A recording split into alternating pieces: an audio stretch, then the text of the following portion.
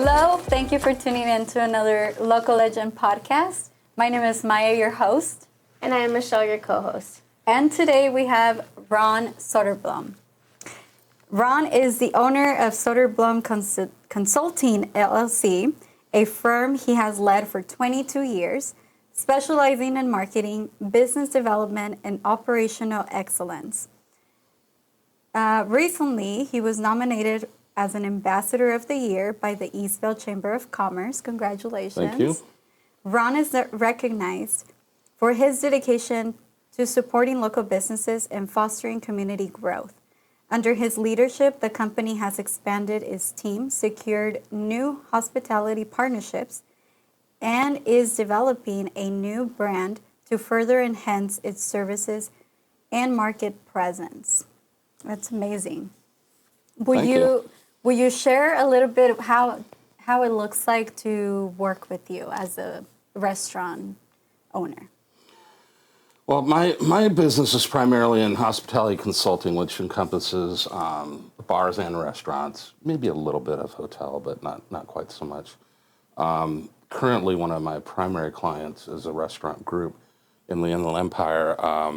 Namely, they have 3 in the city of Eastvale: Junior Ramen Bar, Poke Delight, and Pita Street. So with that, we provide support that anywhere from accounting, HR, payroll, cost controls, recruitment, hiring, training of management and staff. Nice. And how can somebody look you up? Do you have a website or? Do, as a matter of fact. The website is available for further information, but I really like to depend on networking and word of mouth. That does a lot for the business. Yeah. And like I said, the website's more of a, hey, go to this and check it out for more details. For more details, yeah. That's awesome. And what is your website called? Oh, www.soderblomconsulting.com. Okay, perfect. Kind of a long name, We'll but put it that on the works. screen. Okay, perfect. We'll Thank also you. link everything in the description in case anybody wants to contact you. Excellent. So you've been a member of the Chamber for a while now, through your businesses that you work for and also your current business. But what inspired you to become a member of the Eastvale Chamber? Harry made me join. Harry. It's always Harry. I had to throw that in there. No, actually, for the most part, throughout my entire career and through owning and operating the business, I've been a member of multiple chambers. With Eastvale in particular, because I operate out of the area, I actually live in Eastvale now. I joined because I just feel like there's a lot of strength in the networking piece and the relationship building part of it. I've been a member of Corona, Rancho, Ontario, Chino Valley too, and it just wasn't quite the same. So.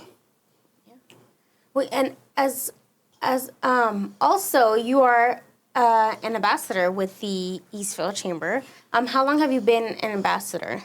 Oh, it's got to be probably about 3 years now, I think. Wow. Yeah. Yeah. Well, thank No you so wonder much you for were being a part of the team. Yeah. Yeah.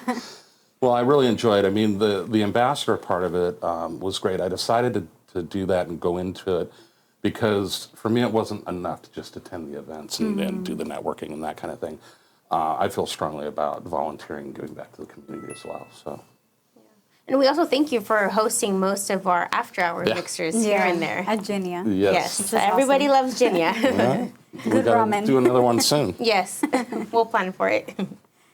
How will you describe your experience with the Eastvale Chamber of Commerce? It's been great. I mean, I know I've said this many times before, like at the mixers and things like that, that I've been a member of multiple chambers in Southern California, Arizona, Phoenix and Tucson area, and even in South Florida. And none of them compare to the relationship that I have with the Eastvale Chamber, as I mentioned before. You know, made the relationship building and networking piece, but I've made a lot of friends there, and it's been helpful to the business as well. It's just, Eastvale Chamber just feels so much more like a family than any of the ones I've ever been a member of. And I can honestly say I've been a member of probably close to 24 other chambers. Wow. Yeah. So What do you think? I know I hear a lot of people say that the Eastvale Chamber feels more like a family. Yeah. Why do you think that's the feeling that everybody gets? I think it's a combination not only of the leadership, which is very effective, the board and my fellow ambassadors, but it's also just I think the feeling everybody gets, that everybody feels comfortable. Like I said, kind of like a family. I think, and Harry's done a great job at that. Kind of fostering that sort of relationship among people. So you've been a part of the ambassador team for 3 years now. Which event would you say would be your favorite to attend? That's a tough one. That's got to be probably between the National Day of Prayer and the installation dinner. Yeah. I like National Day of Prayer because it brings everybody together of all faiths throughout the city, and under one roof to all just kind of, share their faith and pray for the city, the country, all the first responders, everything else. However, the installation dinner though is also really exciting because it gives us a chance every year to recognize those who've really contributed to the chamber and to the city and to the community, and to bring in the next group of people who are going to take on that leadership role for the coming year. That's awesome. Yeah. Yeah, and that's a good point because everybody deserves to be recognized. Yes, absolutely. For the hard effort.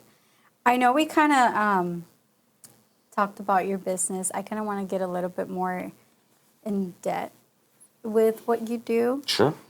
So what type of services do you offer? It's pretty broad, actually.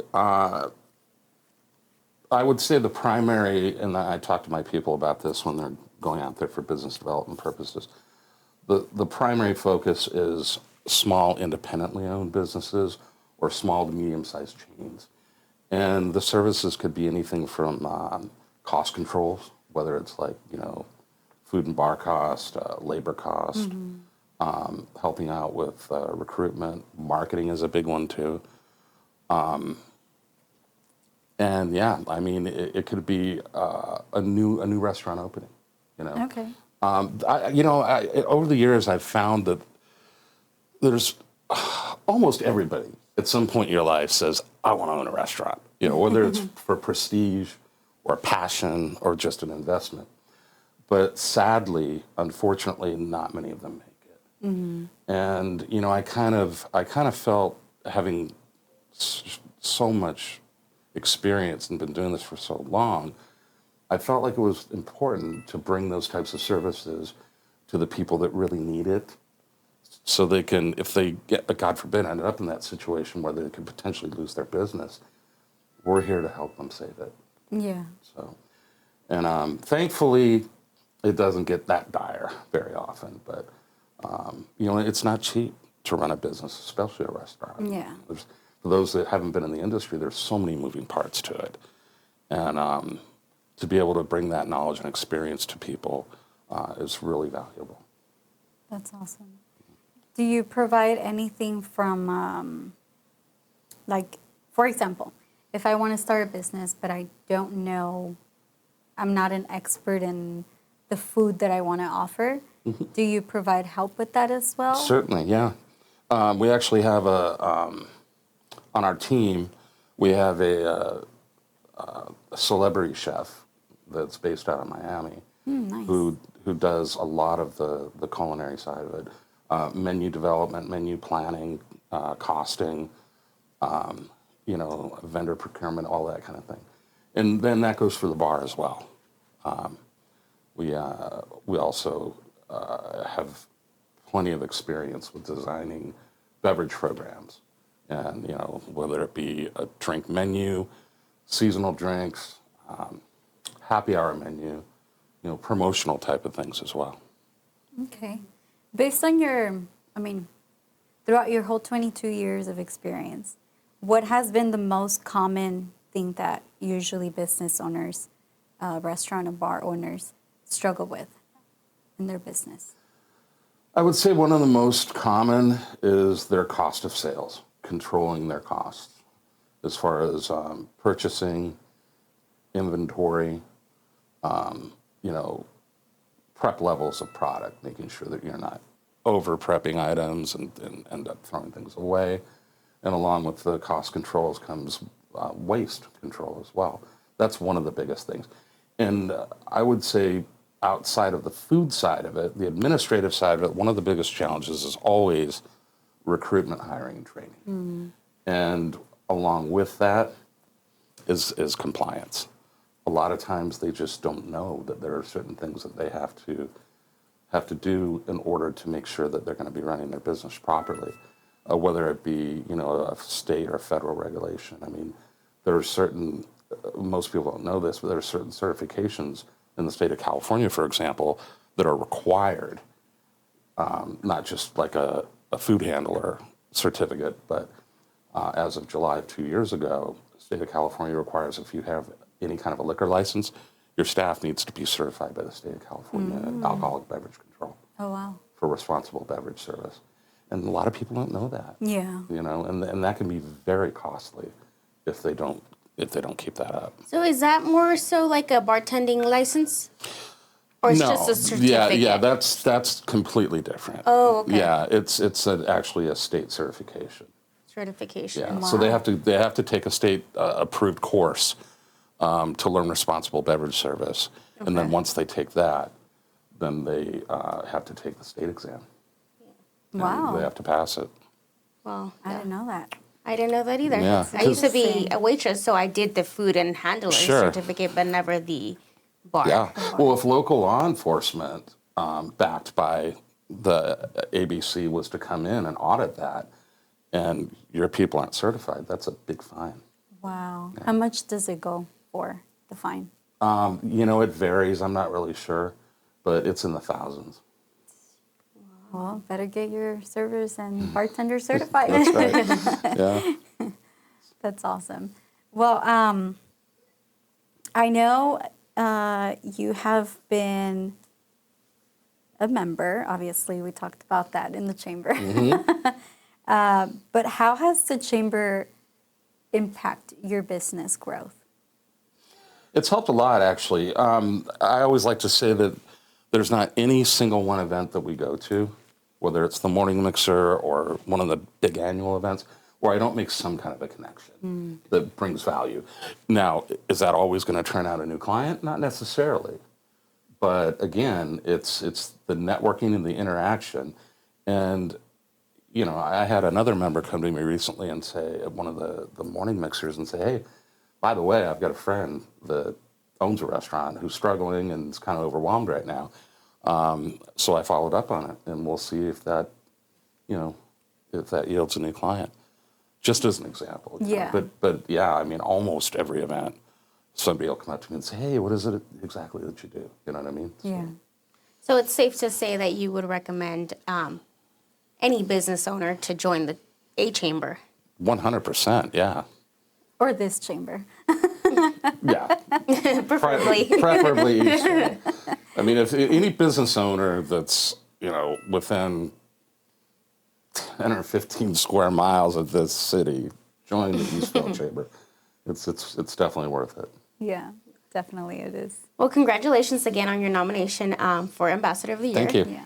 And thank you for always being an active ambassador and helping us host our mixers. With that being said, is there anything else that you want to add on, maybe about your business that you want the viewers to know? I don't think so. I mean, I think we pretty much covered it. You guys were real thorough and detailed. But yeah, for more information, check out the website. There's a section on there to submit inquiries. Oh, perfect. So we follow up on those right away.